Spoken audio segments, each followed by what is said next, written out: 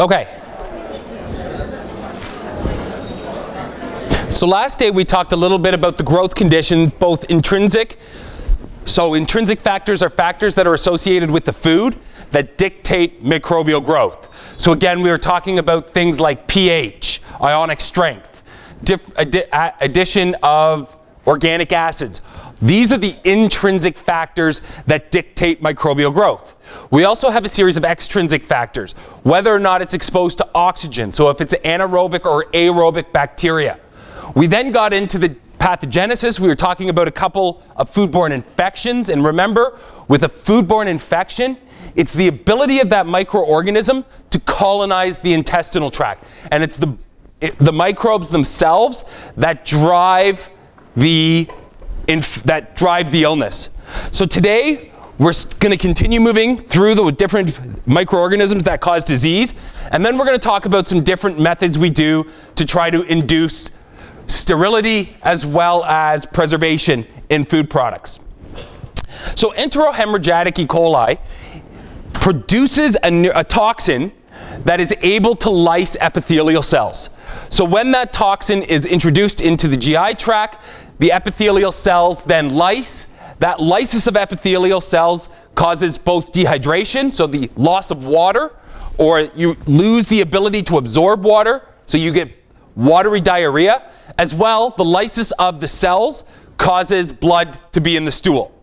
So enterohemorrhagic E. coli is typically found in bad water supplies. So typically when we talk about any E. coli, this is an indicator that you're consuming some kind of fecal matter. So when we talk about things like Walkerton happened because of a broken seal head to a well. So that allowed, when there was a heavy rain, to actually bring fecal matter from cattle into the municipal water supply, which then wasn't efficiently dechlorinated. So when we talk about E. coli, enterohemorrhagic, it is what we refer to as a zoonosis. And a zoonosis is any disease that can be transmitted from an animal to a human. And this has become an emerging threat to our food supply. We talk about things like avian flu, the swine flu. All of these viruses are associated or are able to be transmitted from the animal source or the host reservoir to humans. So when we talk about zoonoses, these are extremely, extremely important when we're talking about livestock animals, chickens, pork, cattle. And again, when we talk about 0157, which is an enterohemorrhagic version of E. coli, that fecal matter from the cattle was able to make it into the municipal water supply, and then it wasn't properly disinfected. And there was over 2,000 reported cases. And again, remember, when we talk about modern day outbreaks, there are very, very few of them, but they tend to have a large number of people associated with each outbreak. Why is that? Because we've went to mass production of both the farm animals, so we have large herds that are being grown or being raised, and in that case, one cattle can then affect the rest of the herd, so then we get a widespread outbreak. The other reason we tend to see a lot of people implemented in each outbreak is because we have centralized processing facilities. And those centralized processing facilities, if contamination occurs there, then any meat that goes through that facility has a high likelihood of contamination. The example we talked about last day was Listeria outbreak with Maple Leaf Foods and the biofilm formation of Listeria within their slicing equipment. Now, viruses in foods are a little bit different than bacteria. The reason for that is viruses can't replicate in foods. So they just act as a reservoir or as a carrier for when the human consumes them, then that virus can begin to replicate. And when we talk about viruses associated with food, we're talking hepatitis A, norovirus, which is the most common, which is the one you hear about all the time on cruise ships, and then retrovirus. And in these, incubation can be several days to weeks. So again, making it very, very difficult to try to approximate the actual number of cases, because most people that would get a norovirus would get diarrhea and may not actually ever seek medical attention, so that never gets reported. Now last day we mentioned that one of the major sources of foodborne infection are plant-based material. The most obvious reason for this is because we don't thermally process a lot of vegetables, right? If you eat salads or a Brussels, what are they called? Like the sprouts, not Brussels sprouts, like bean sprouts, yeah. Those now, they can be colonized with bacteria, but what's important to know is that that may not be a surface contamination. So if we don't have a surface contamination, or if we do have a surface contamination, we can very easily eliminate that bacteria, right?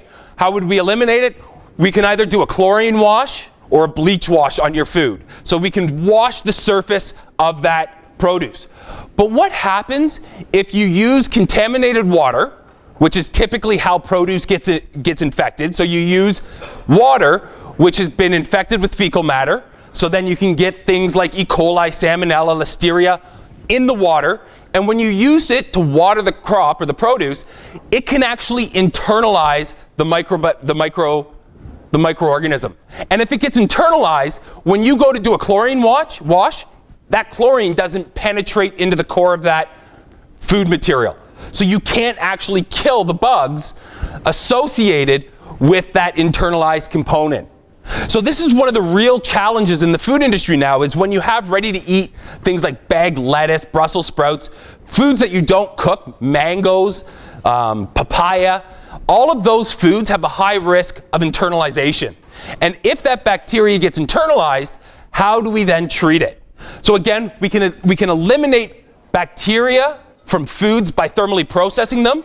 But again, since we don't thermally process them, we have to find alternative sterilization methods. So can anyone think of what would be an internalized would be a mechanism that we could sterilize a food with other than applying heat? Yeah. Well, when you're growing, you make the antibiotics. Not in plant material. No. Yeah.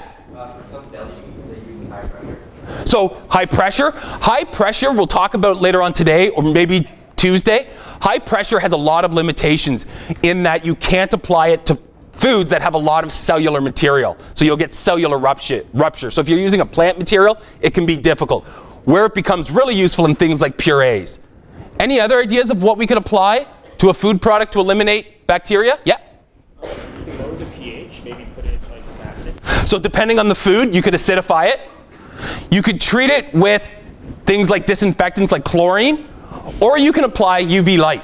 So you can apply different non-thermal techniques which don't cause a change in temperature, which we'll talk about later. However, this internalization of microorganisms make it much, much more difficult to actually induce sterility or eliminate pathogens from that product. As well, just to mention too, this article, we have another expert in this area that has been very early on in this research, trying to understand how bacteria get colonized into that internal compartment of the plant material. And he found that a lot of that bacterial uptake doesn't happen through the root system, which it can, but where it typically happens is through the stoma in the bottom of the leaves. Anyone remember what the stoma is used for? First year biology? I think that they let water out from the reaction. That's right. So when you're undergoing photosynthesis, you can release water through the stoma. So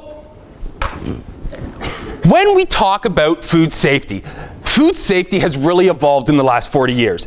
And when we started with this whole area of food manufacturing and GMPs, GMPs is good manufacturing practices, we really used to, early on in food safety, the culture was to analyze the end product. So you'd make your food product and then you'd test if you've got the sterility or the amount of microbial reductions you need.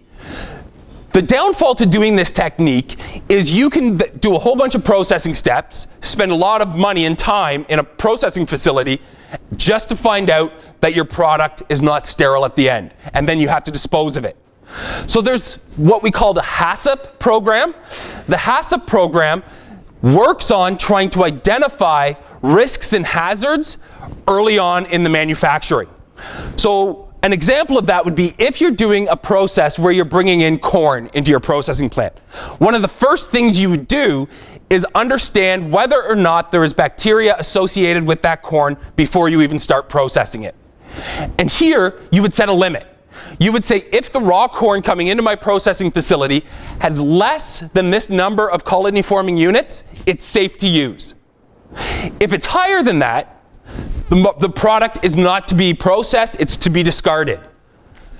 One of the advantages to doing this is then the processor isn't going to buy that lot of corn. That lot of corn is going to be sent back to the farmer, or it's going to be destroyed at the farmer's cost. If the product meets the microbial standard, so if it has less than that number of CFUs, it will then go on to stage 2, which might be removing the kernel from the actual cob. And then we would have another critical control point. So another critical control point could be the application of heat. So if you do have a set of bacteria, but you're below the allowable CFU, you know then that your thermal process you apply is going to be sufficient enough to reduce the microbial population either below a detection threshold or below a level which will be necessary to cause infection. So these safe food handling practices are done to try to limit the microbial growth before processing. So examples of safe food handling are things like keeping temperature of that food product out of the optimal range for the bacteria. Again, when we talk about pathogenic microorganisms, what's the optimal temperature? What type of bacteria are they typically? Last day we talked about it. Mesophiles. Mesophiles typically grow between 20 and 30 something degrees. So we want to be sure that when we are holding that food product, or if we're storing it before processing, we want to be outside of that optimal growth range. Again, that implements a hurdle to that bacteria so it can't grow. So we typically refrigerate food. So we cool them below 4 degrees Celsius, which is the temperature of most people's home fridge. This impedes the growth of mesophiles, which are typically the pathogenic microorganisms. Now, in doing so, in refrigerating, you are selecting for the psychotrophs to grow, right? Because the psychotrophs typically grow at around 5 degrees Celsius. Clostridium perfringens is a good example. Again, this is that nice, beautiful iridescence that you get on cold cuts when they spoil. If you want to do an experiment over the weekend, buy a piece of bologna and just leave it on the counter for a couple hours and then put it in your fridge for about a week, and you'll see it really nice, that kind of iridescence blue, purple color on the surface of that deli meat. So again, how can we minimize the rate of microbial growth? Again, even before we begin to process the food, when we get those raw agricultural commodities, we want to put impediments to growth. How do we do this? The easiest way to do it is to ensure that it's being stored at a temperature that is suboptimal for pathogen growth. Refrigeration, freeze it. So just to give you an idea, there's a huge initiative right now to try to increase the ability of rural farmers in sub-Saharan Africa to be able to refrigerate their crops.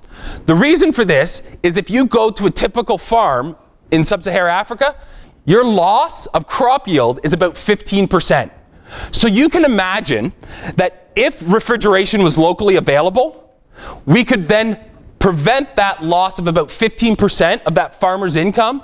And again, farmers represent in these countries people who live below the poverty threshold. And to give you an example, we'll talk about this later on today or next week. If we could save that 15%, we could pull millions of people out of poverty by just saving that 15% of crop loss of these different commodities. So when we talk about HACCP programs, there's a couple things we need to do. If you go into the food industry, if you work for a hospital as a nutritionist, you will need to be well versed in HACCP. There is no food industry left in North America that does not follow some sort of HACCP principle. So this is an extremely, extremely important topic. So this totally changed the way we looked at food safety. Again, when we talked about food safety 40, 50, 60 years ago, we used to look at the microbial count of that final product. If it met our standards, it would go off for sale. If it didn't meet our standards, the product would be destroyed. Now, this became really problematic, especially for space agencies. So HACCP was actually developed by Pillsbury Company to make space food, or to make food to go on missions to Mars. Why? Because if you get a salmonella infection and you're in space, you're SOL. You're going to have a lot of problems with not only being able to defecate, it being diarrhea, but also if you're sick and not able to interact with doctors or have access to certain medical supplies, you're in trouble. So HACCP was developed specifically for NASA. And then it was adapted by the rest of the food industry. So when we talk about HACCP, the first thing we do is identify what are the potential risks of that product. So if we have something coming from a field, again, let's say a raw agricultural commodity, rice or wheat, whatever it may be, we have to identify all the different types of hazards associated with that crop. So again, let's talk about a grain of wheat. So if we have wheat coming into our plant, we can have microbial risks, right? We could have a mold, we could have some kind of fungus rot on it, we could have a bacteria that's growing on it. That's one of 3 types of hazards we can be introduced to. So the first are microbial hazards. The second are physical hazards. Is there glass in it? Is there metal in it? Is there a rock in it? Is there something that's going to break a tooth, or if you swallow it, is going to cause some kind of impairment? The final one are chemicals. So this could be either a pesticide, it could be an antimicrobial residue, doesn't matter what it is. So the first thing we have to understand are what are the risks associated with our food. Once we know what the risk is, we can identify the critical limit. So, for example, you can have stones in your food that are below a specific size. Again, if you have a 0.5 millimeter by 0.5 millimeter stone that you bite on, it's not going to break a tooth. If you bite on a stone that's a centimeter, it's going to crack a tooth. So we have to set limits. What's the size limit if it's a physical hazard? If it's a pesticide or an antibiotic, those are going to have minimum levels that we can have. They are allowed to be in foods, but there's going to be a criteria or a set point where if it goes above that, we don't receive that product. So when we get the food or the product that we're going to process, we have to identify the hazards. We then have to set limits to those hazards. We also have to be able to figure out how we're going to monitor it.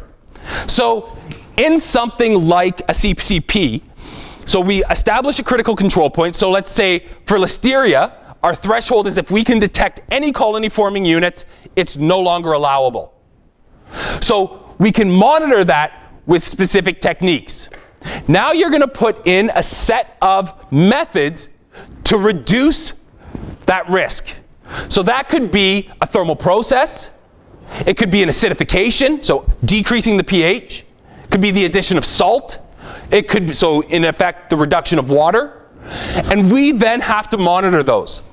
So critical control points will be set for every different risk that's associated with making that product. So if pH is instrumental in maintaining the safety of your product, you have to make sure that that food is below that pH or above that pH, depending on what you're doing. Or if you're adding salt, you have to make sure and test that the water activity is below that point. So if you set critical control points and detection and limits, then by putting in your hurdles, you know you're going to produce a safe food at the end. So the idea of it is that you're going to put all the microbial testing, all the safety testing early on in the process. This then ensures that your product is microbially sterile, won't have any physical hazards, and isn't going to have any chemical risks. The last 2 steps of HACCP are record keeping.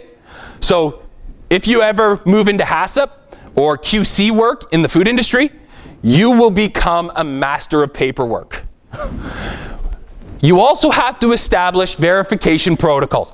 How can you be sure that your thermal process went to 72 degrees and was held for 16 seconds? So you need a method to actually monitor your critical control points. So again, define your risk. So what's the likelihood of these risks occurring? The probability of that happening. And then by knowing what your risks are and identifying the likelihood of those happening, you can set critical control points that will ensure that if you have below those limits, your product is going to be safe to consume. I already told you why HACCP was developed, don't worry about it. So HACCP was developed for space exploration. It was developed by NASA, as well as by Pillsbury. So I wanted to put the little Pillsbury guy on the moon with them. Any questions on the differences of infection and intoxication? Everyone understands the general concepts of HACCP? Okay. So when we talk about the preservation of foods, the preservation of foods has really led to the idea of this Western diet. So highly refined, highly processed foods. So what are the mechanisms in which we induce at least safety into our product? So again, remember when we talk about the advent of modern agriculture? Early times we were hunter-gatherers, we would kill the animal, we would consume it. There was very little processing we did. We did a little bit of fermentation and a little bit of drying very early on in human evolution. Fire, cooking, came about in the Pleistocene era, so a few thousand years ago. After the Industrial Revolution, the number of techniques in which we had to minimize microbial contamination in foods skyrocketed. This was great for a lot of different things. One is it allowed us to have seasonably available crops, which was very, very important. The other thing that it allowed for us to do was to create products that would have a shelf life for a considerable amount of time, reducing the likelihood that you were going to get sick. So things like drying, smoking, salting of foods, fermentation. And it wasn't until the 1800s, when Napoleon was trying to conquest most of Europe, that food processing was invented. So the history of canning is absolutely fascinating. And it seems like a really strange thing to talk about being fascinated by, the idea of putting food in a can. But in the 1800s, when you were on military conquest, when you were capturing land far away from your home or your farms, the ability to supply your troops with adequate food often limited the rate at which a conquest could happen. So when you talked about conquests that were happening in the 1800s, typically they happened in the fall during harvest. So as they move forward, they can live off the land and the agricultural commodities that they were capturing or taking from their enemies. When Napoleon was doing it, he was wanting to attack in the winter, but he didn't have a reliable food supply. So he put this prize out that if anyone could come up with a technique that could deliver foods to their front lines during the winter seasons, they would win this. I forget what the actual amount was. I think it says 12,000 Swiss francs. So if you take 12,000 Swiss francs in the 1800s, that's worth almost $200,000. So they put out a prize for $200,000. Nicolas Appert was the individual who identified the can. Now, when we talk about preservation back then, you could cook a food, you could create a sterile food product, but the problem was once you sterilized it, it would become recontaminated. Packaging didn't really exist. As well, the packaging that was existing at that time was not hermetic. So does anyone know what a hermetic seal is? So a hermetic seal is an airtight seal. Only hermetic seals can impede microorganisms from colonizing that food. So we have to put a barrier in place that will limit the amount of microorganisms that can contaminate the food after it's been processed. So Nicolas Appert basically took a glass sealable bottle that he could just do a heat seal on the top, and he could preserve different commodities in these glass bottles, and then he could ship these glass bottles to the front lines. So when canning was invented, it was a tin can, and typically you put in high value commodities. Early on, it was really only meat that they were canning. Now, the cans of meat were far too expensive for a normal person to consume. This became the rations. This was the very first ration that was developed. And it was really used by the British Navy. So what you would do is you would put the material in a can, seal it. This way you knew that no other bacteria after you put in your thermal process would contaminate that food. So what the company did was mainly supplied the British Army. Has anyone ever heard of the Erebus and the Terror? Does anyone know what famous expedition this sailed? Canadian history buffs? Nobody? Oh, so sad. So nobody knows. This was the first British, well, not the first, this was the biggest disaster in the British Royal Navy, and they were trying to explore a passage through the Northwest Territories. Now, why does this matter? So the HMS Terror and Erebus got stuck in the polar ice cap. So the ice froze and they couldn't actually leave the ship. All 129 sailors died, yeah. There's actually a mini-series on Netflix about that. They get you to spend a pretty cool stories. So, yeah, that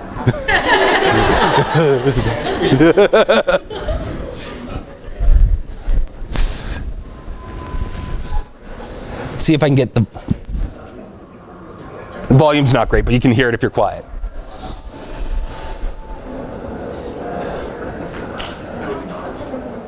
Has anyone ever heard of that movie? No? So it's a little bit of a dramatization.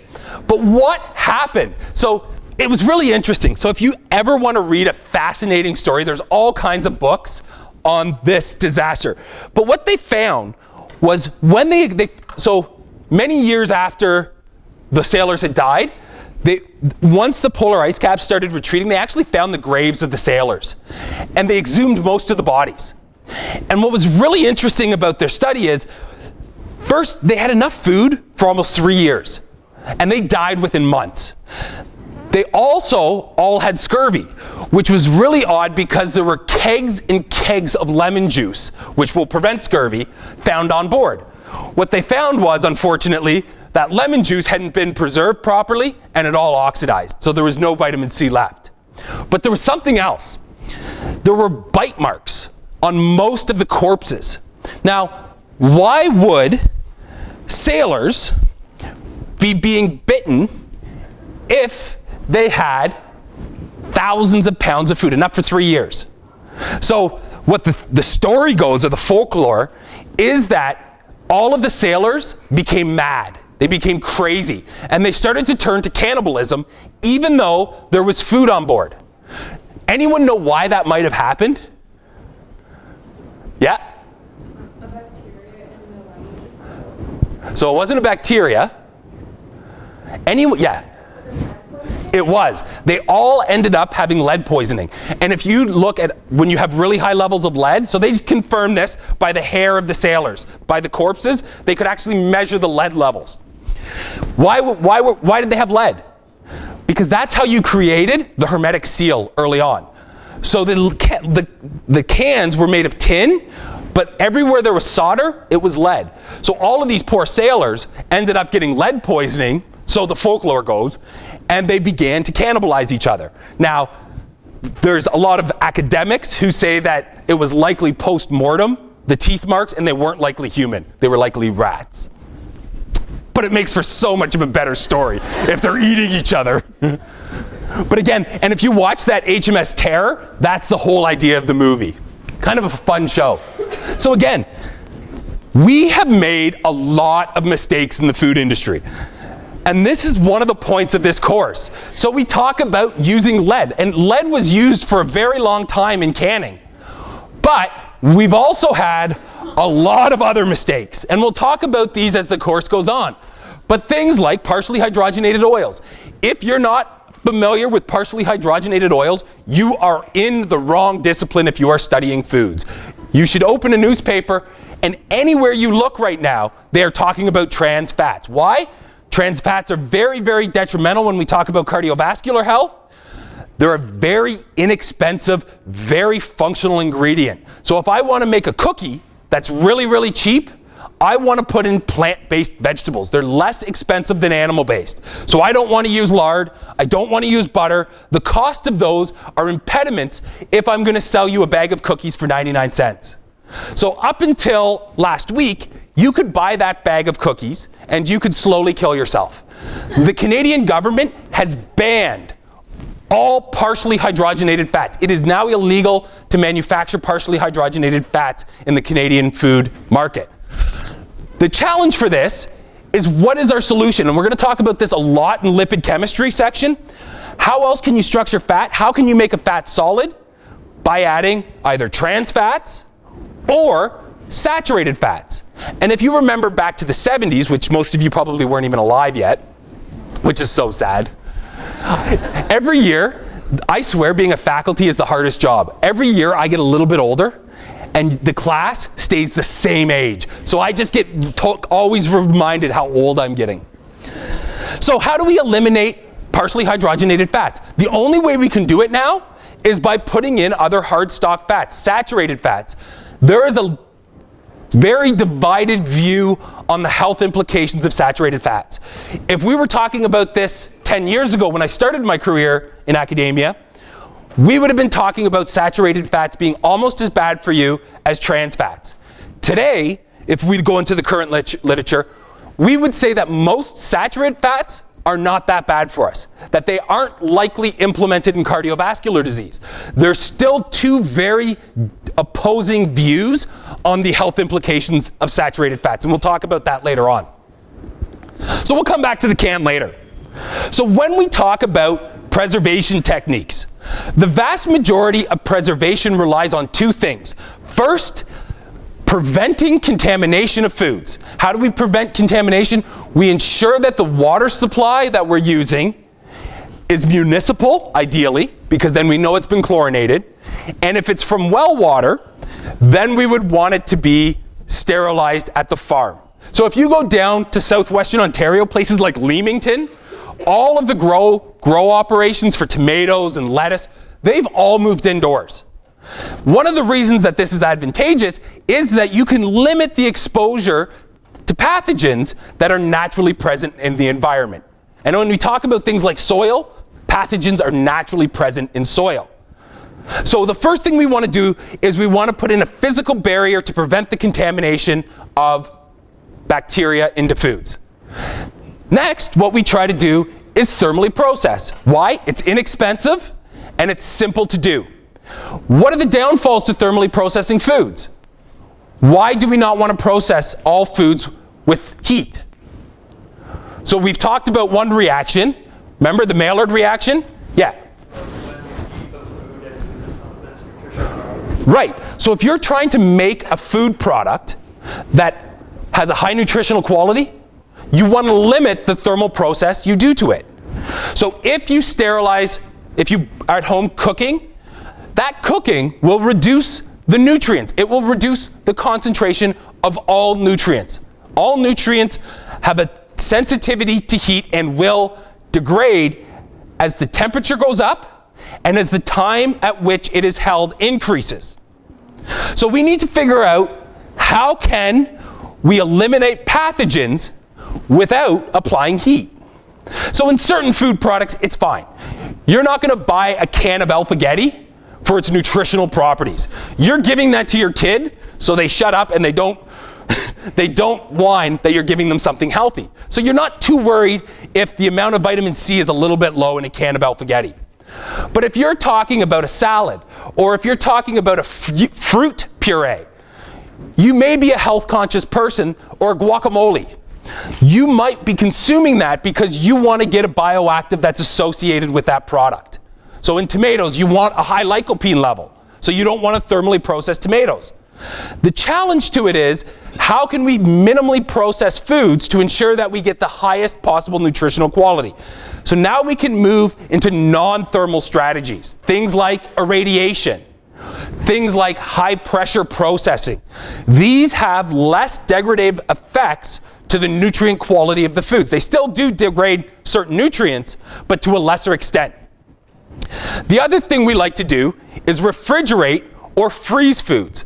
Once a food is frozen, microbial growth stops. It doesn't kill anything that's present, but it's going to limit the growth rate of those microorganisms, which will reduce the likelihood of you getting sick from them. So a bag of frozen corn is a far, far healthier option than a can of thermally processed corn, because freezing doesn't degrade nutrients. Depending on the food, we will also do chemical preservation. We've already talked about the addition of organic acids. What are some other ones? We've talked about the addition of salt. We've talked about the addition of sugar and reducing water activity. Modifying pH. The use of nitrates in meat. Fermentation. Benzoates. So when you were little kids, did anyone ever get those? I didn't look for them, I meant to today. They were like a little drink plastic container that was about that big, that had a foil lid sealed onto it, and it was like a cheap fruit juice. Has anyone ever drank those, or are you too young? Did anyone? Do you know what I'm talking about? They're like the little yeah. So if you drink those, there's something called benzoate burn. So if you consume it, it gives you a real tangy feeling at the back of your throat. That's because, again, to implement some kind of level of preservation, they add sodium benzoate. You can taste sodium benzoate, so it's not necessarily the best use of a preservative. Things like sorbates, any monosaccharide, any sugar alcohols, reduce the water activity, increasing the shelf life, because again, when we reduce the water activity below 0.85, very few bacteria can grow on that food. So if we're below 0.85, we've got a low moisture food, chances are it's going to be fairly shelf stable. Think about your dried pasta. Bread's not a good example, bread's still a bit high. Dried pasta, what else would have a low water activity? Crackers, potato chips, all of those get their safety because very few bacteria can actually grow because of the intrinsic properties of that food. So depending on the amount of heat we apply and the length for which we apply it, we subclassify thermal processing into 3 primary categories. The first is blanching. Blanching is only done to eliminate the enzymatic activity that's endogenous to that material. So think of things like spinach. When you buy frozen spinach, it's in that package, and when you open it up, it's a ton of spinach. The reason for that is because you're getting all the gas out of that product. So it allows for it to collapse. So when you buy frozen vegetables, I'm trying to think if there's any examples where you wouldn't blanch prior to freezing. I don't think there is. So endogenous enzymes will turn that food brown, slowly, polyphenol oxidase. So blanching eliminates the activity of endogenous enzymes that are present in that food. It also facilitates wilting to increase the amount of packaging, to increase the amount of food that you can fit within that package. So again, a good example there is spinach. Now there's 2 different ways we can blanch. The first one is by submerging it in water. The second method is by exposing it to steam. Those 2 different methods have very different effects on not only the rate of degradation, so again, imagine that food molecule being present, but the conformation or the structure of that molecule being changed and no longer having biological efficiency. That is a decrease in the quality of the product based on changes in structure. That happens irrespective of the mode in which you're applying the heat. So it doesn't matter if you're submerging it, it doesn't matter if you're exposing it to steam. Both of those will degrade the quality of the nutrients because it's going to break bonds, it's going to break double bonds in polyunsaturated oils, so you're going to decrease the health benefits associated with those. The other effect that you can have is what's called leaching. Leaching happens whenever you use water as a submersion mechanism. Why does that happen? Compounds like chlorophyll, a lot of your water-soluble compounds, will move into the aqueous phase of your cooking medium. So when you cook broccoli at home, your water turns Green, that is leaching of chlorophyll. It's leaching of pigments. So that loss in nutrients is referred to leaching. So we have two degradative effects. Leaching, which is the loss or the reduction in concentration. Denaturation or thermal degradation is the reduction in quality based on changes in chemical structure. Pasteurization is aimed at eliminating the pathogens that are present that are capable of growing in that environment. So if you're talking about a bottle of beer, you're talking about a product, you're talking about microorganisms that can grow in the presence of alcohol. So that automatically restricts what you're sterilizing for. It's an anaerobic environment, you're eliminating the oxygen, so you don't have to worry about killing the aerobic bacteria. So preservation eliminates pathogens and reduces the amount or the concentration of spoilage microorganisms. So when we talk about pasteurized milk, we have a shelf life of 2 or 3 weeks, depending on when you buy it. If we don't pasteurize that dairy product, it will spoil within days. So preservation by heat and pasteurization only aims to eliminate the pathogens. So when you talk about things like beer, so how many people here drink beer? A lot more hands come up when you ask those type of questions, more from the back of the room. Sorry guys, all the guys back there are like, yeah.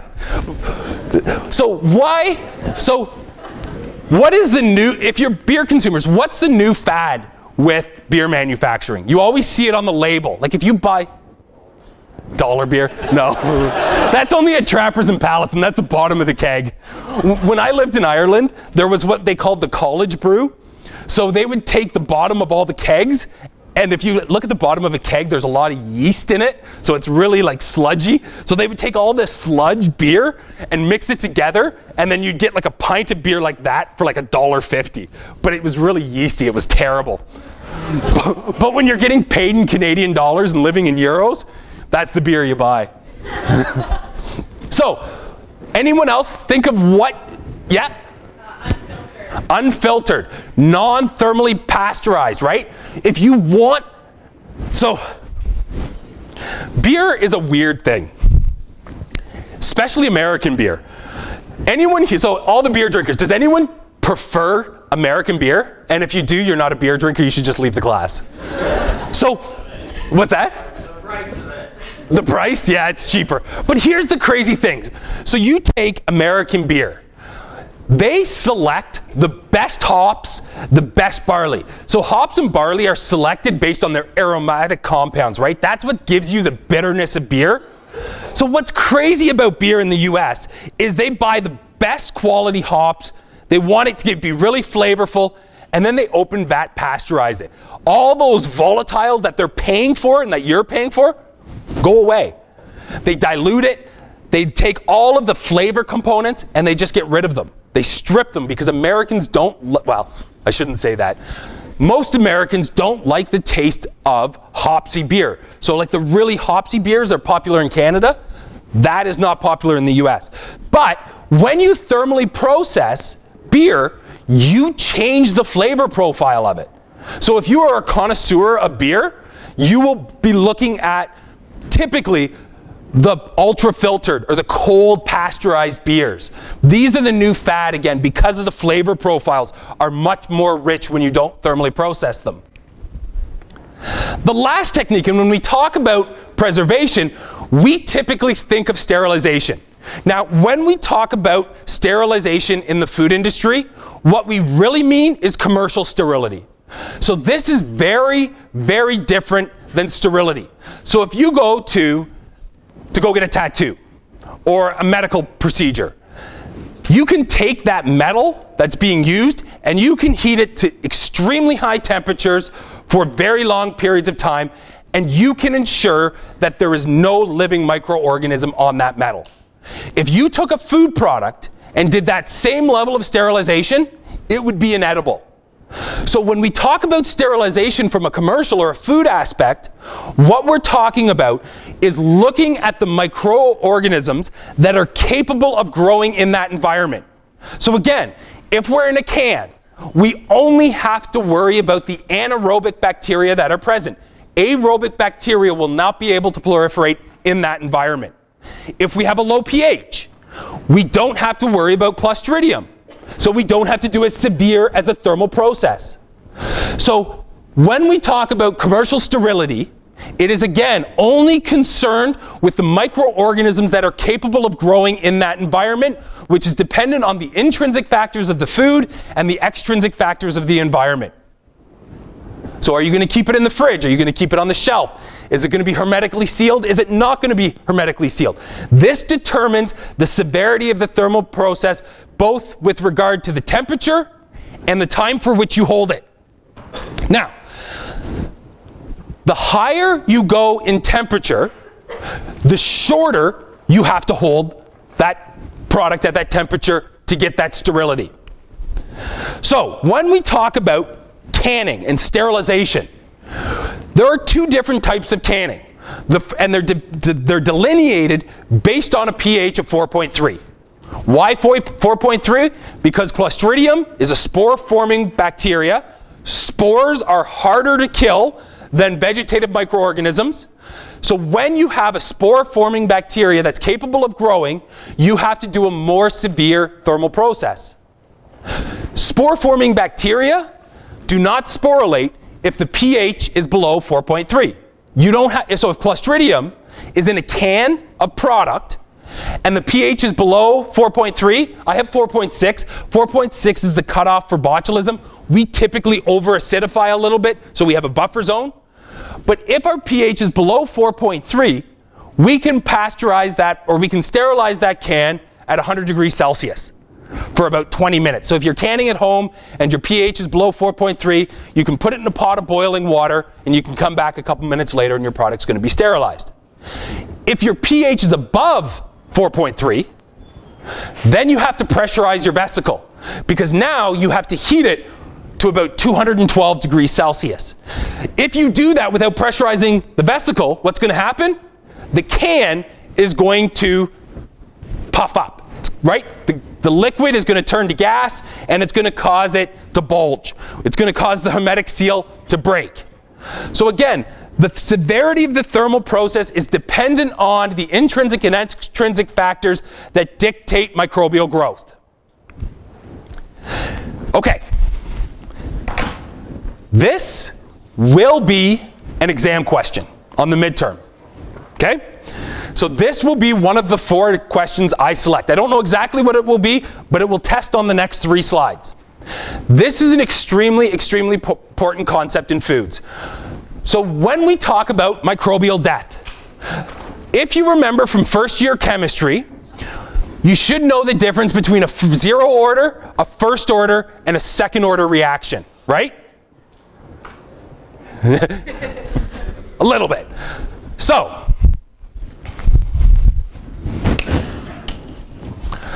if we have a 0 order reaction and look at concentration versus time. If it's 0 order, we are going to have a linear line that will eventually reach the y-axis at 0. When we talk about a first order reaction, it's exponential.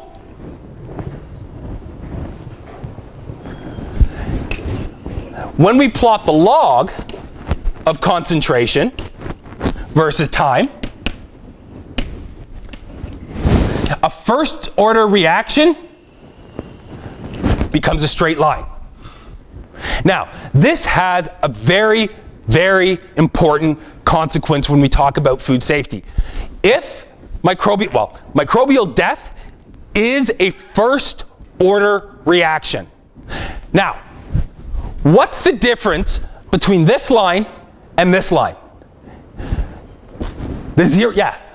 The 0 order will reach 0 in the first order alone. That's right.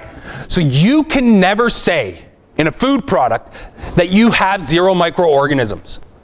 It's not possible, because we can never get to absolute 0. So what does this mean? It means that if you hold a product for the first 10 minutes, you're going to get a reduction of 90% of those microorganisms. You're going to get a 10-fold reduction, a 1 log reduction. If we hold it for that second 10 minutes, we're going to see another 1 log reduction, another 90% reduction. The next 30 minutes, we're going to see another 1 log reduction. We will never, ever, ever, ever get to 0. There is always a risk that 1 in a couple million cans will have a viable microorganism. What does this mean? You always have a chance of dying from eating a can of soup.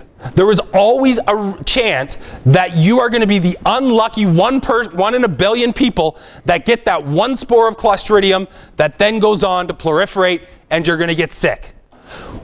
So what we do is we do what's called a 12D process in all canning operations. What that means is we're going to get a 12 log reduction in the number of microorganisms. So that means a can of soup has about a 0.000009 of them. So 9 zeros, 1 chance of getting a foodborne illness from a can of soup. Because again, you can never reach absolute 0. So all microorganisms, all nutrients have a D value. And that D value is the length of time required to get a 1 log reduction of microorganisms in that food. So if a food product has a very thermally stable, heat-resistant microorganism, the D value is going to be very large. Meaning, you've got to hold that product for an extended period of time to get a 1 log reduction. Make sense? So again, the D value is the amount of time it takes to reduce the concentration of the microorganism or nutrient by a factor of 10. Every microorganism has a D value. Now what sucks about the food industry is the D value for that microorganism is dependent on the intrinsic factors of that food. So if you have a can of tomato soup versus a can of chicken noodle soup, that same bug is going to die at a different rate in those 2 different environments. So anytime you change the formulation of a canned food product, you have to revalidate your D value. This can be as minor as adding changing the salt concentration, changing if you add a spice. If you have, like, let's say a Chunky's Campbell's soup, and you've got customer complaints that your chunks of meat are too small, if you want to double the size of that meat, your D value changes. You've got to revalidate your thermal process. So the rate at which those microorganisms die is dependent on the intrinsic factors of that food, the pH, presence of oxygen, other antimicrobials that may be present. Everyone understand what the D value is? If you don't, please put up your hands, because if you don't understand the D value, where we're going next is going to be impossible to understand. So everyone's okay with D values?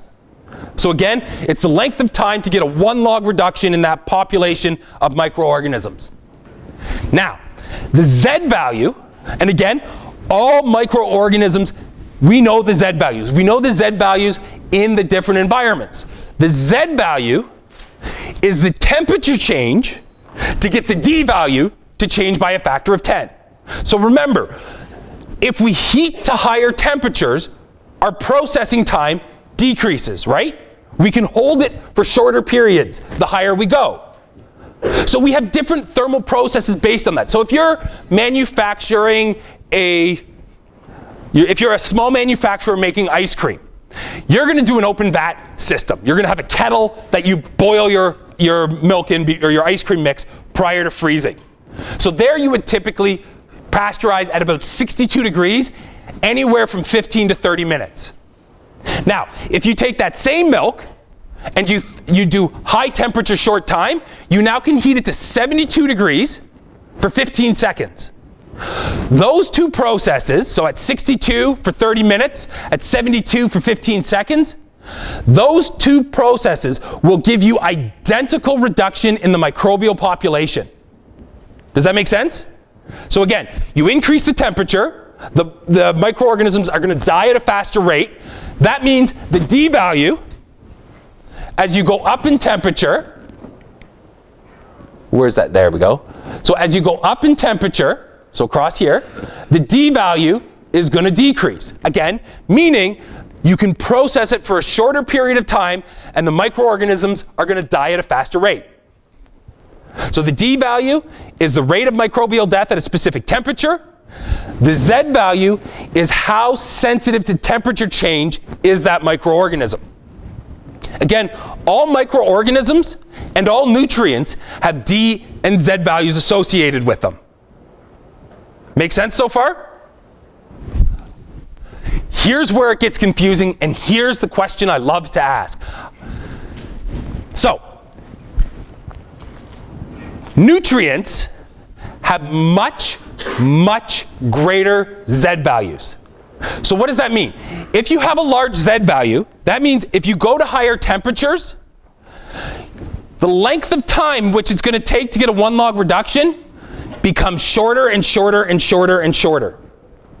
So what that means is as we move to high temperature short time, so this is what we call in the industry HTST processes. This is all milk, all fluid soup, so things like tomato soup, chicken broth. We rely on this little gray area. And the reason for that is we can impart the same sterility, so we can kill the microorganisms very fast, and by holding it at very high temperatures for very short times, we get less of a reduction in the nutrients. And we're going to do an example here. Okay. These numbers are fictional. I picked them to make it easy to illustrate the point, so they're a little bit inflated. So, if we look at 90 degrees Celsius, so when we talk about pasteurization or sterilization of a food product, we are concerned with the population of microorganisms that are present, right? So, if we pasteurize that product at 90 degrees Celsius, and we hold it for 30 minutes, we are going to get, so again, we need sorry, I hit the wrong button. So at 90 degrees, the D value, so up at the top, is 30 minutes. So that means to get a 1 log reduction at 90 degrees Celsius, we have to hold it for 30 minutes, right? Okay. So if we hold it to 110 degrees Celsius, so now we go all the way over here. Whoops. We go all the way over here. Now, to get that same level of sterility, 1 log reduction takes 0.3 minutes. Remember, we do a 12D process, so we get 12 log reductions. So we take that time. So we want 12 log reductions at 90. It takes 30 minutes to get a 1 log reduction. That works out to be 360 minutes. So in holding it at 90 degrees Celsius for 360 minutes, we are going to get the exact same number of logarithmic reductions as we would holding it at 110 for 3.6 minutes. So again, the D value goes from 30 minutes to get a 1 log reduction at 90 down to 0.3 minutes. So these two processes have identical number of log reductions. Does that make sense so far? Anyone have a question on that? Okay, so now we've got our nutrient. So again, at 30 degrees, we're going to hold it for 360 minutes, right? That's our 12D process. So our processing time is 360 minutes. So if we hold our nutrient now at 360 minutes, and the D value is 5 minutes, so every 5 minutes we hold that product, at 90 degrees C, we're going to see a 1 log reduction in the number of vitamins. Okay? So what does that mean? So we hold it for 360 minutes because our sterility is determined by the microorganisms, not by the reduction in vitamin content. So we design our process around the rate in which those microorganisms die. So again, we need a 12 log reduction at 90 degrees. That takes 30 minutes for a 1 log reduction. That means we have to hold it for 360 minutes. If every 5 minutes we get a 1 log reduction of the vitamin, that means we're going to see 72 log reductions, which is a massive number. Again, these numbers are exaggerated to show you why we hold for high temperatures short times. So if we go back, Remember, at 110, we only have to hold it for 3.6 minutes, right? Now, if we hold it at 3.6 minutes and we go get our D value for our vitamin, that's now 1 minute. So every minute at 110 degrees Celsius, we're going to see a 1 log reduction. Our processing time is determined by the 12 logs of the microorganism of that temperature. So now we're holding it for 3.6 minutes. And if every minute we see a 1 log reduction, that means we're going to see 3.6 log reductions of vitamins. Compared to, what was it for the previous one? So 72 log reductions versus 3.6. When you talk about nutrient quality, you want to go to high temperature short times. The higher you go in temperature, the better you preserve your nutrients. There's challenges though to that. Why or what are the limitations as you go up in temperature? So the first one is that you're going to over-process the surface of your can. So here's our can of soup. When we talk about thermal processing it, we have to talk about the coldest point in this can, which is going to be where? Approximately. Somewhere in the middle of that can, right? Because the temperature has to diffuse through the can. And in a thin liquid, it's actually the bottom 1/3 of the can. Why wouldn't it be in the middle? Does anyone know? In something like a can of soup, like a can of chicken broth or a soda pop, why would it be at the bottom 1/3 and not in the middle? What happens when you heat a fluid?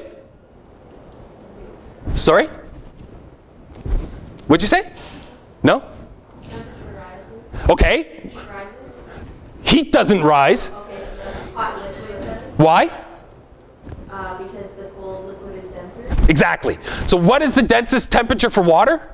4 degrees. 4 degrees Celsius. So any Tragically Hip fans here? So you know the song about Bill Barocco? Okay. So does anyone know who Bill Barocco is?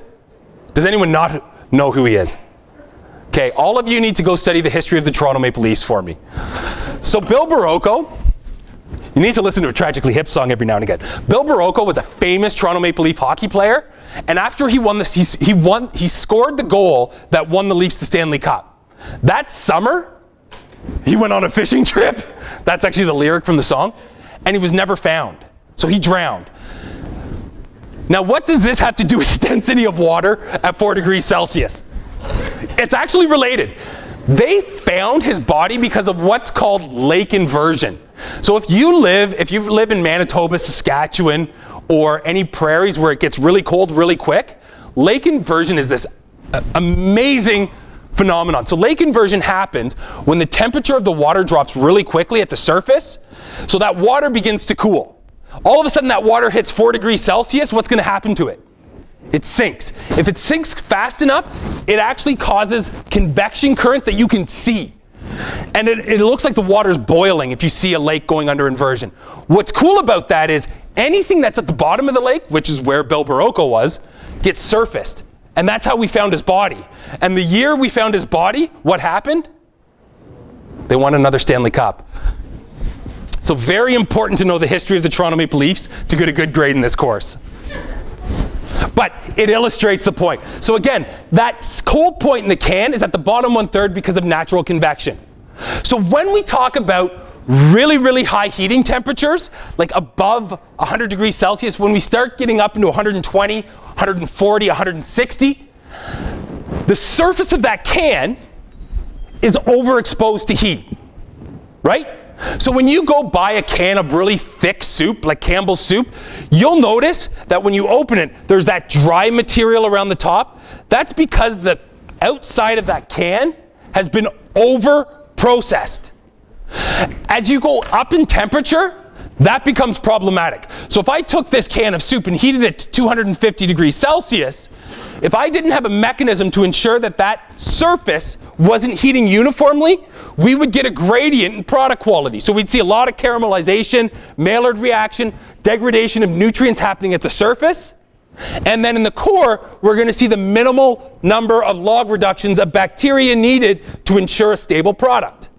So when you get up higher and higher in temperature, you can no longer process a food in its package.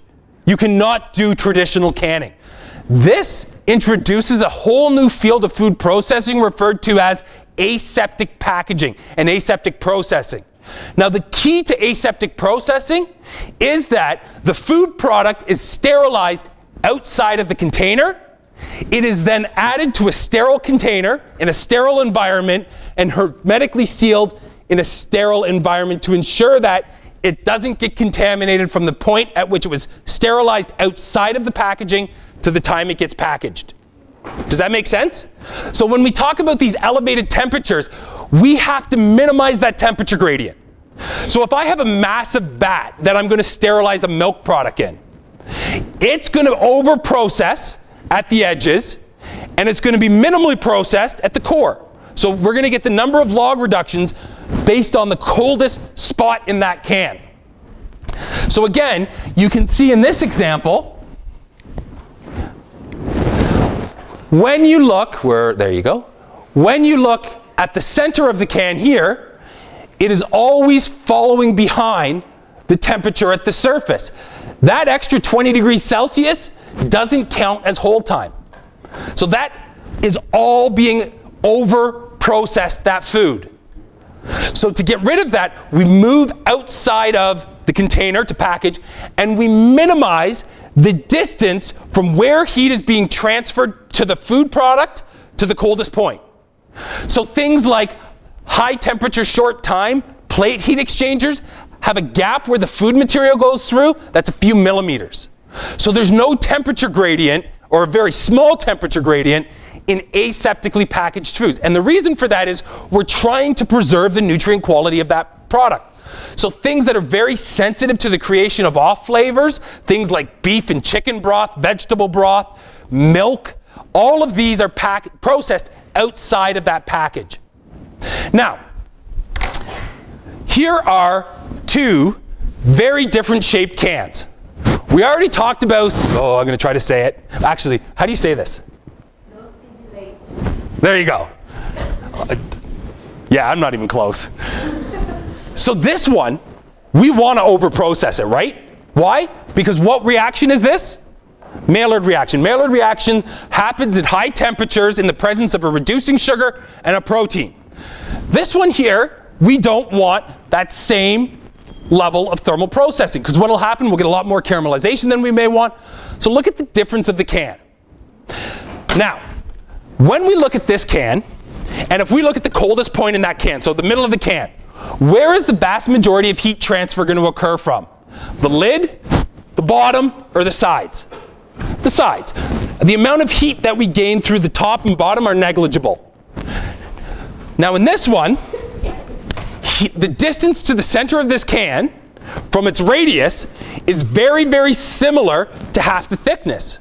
So now that middle core of that can is going to be receiving heat from the edges, but also from the top and bottom. So we can design a can, think of the tuna can, think of a can of spammed ham. The shape of that can will help determine how that material is going to respond. If you have a fluid product, so a can of soup, what do? You roll it while it's being processed. Why do you roll it? You want to have convection. Why do you want convection? If you take a pot of water and you're boiling it on the stove, how do you accelerate the rate in which it heats? You stir it. You induce forced convection. By putting this can on its side and making it go through the machine like this, you are forcing convection to occur. By forcing convection, you're reducing that temperature difference between the surface and the core. Make sense? So when we talk about vitamins, remember, all microorganisms have a different D value. So do all vitamins. Vitamins respond differently to different temperatures. There are some that are very, very heat sensitive and others that aren't as heat sensitive. So if we look at tuna flakes, we can see that when we have flame sterilization, so when we have a thermal process, we get about a 32% reduction in the quantity of B12 present. So when we talk about thermal processing, the loss in nutrient quality is extremely significant. we're typically talking between 25 and about 30% of the vitamin loss of a food product associated with thermal processing. As the temperature goes up, the processing time becomes shorter. If that processing time becomes shorter, you preserve the nutrient quality. Now, if you take it at 90 and heat it at 110 and hold it for the same time, you're going to get far more log reductions at 110 if the hold time doesn't change. Does that make sense? So when we talk about high temperature, short time, those processes are designed based on the D and Z values of the microorganisms and the nutrients. So it relies on the fact that the Z value for nutrients is significantly higher than the Z value for microorganisms. So there will be a question related to that on the midterm. We'll stop here. This is a good place to pick up next day.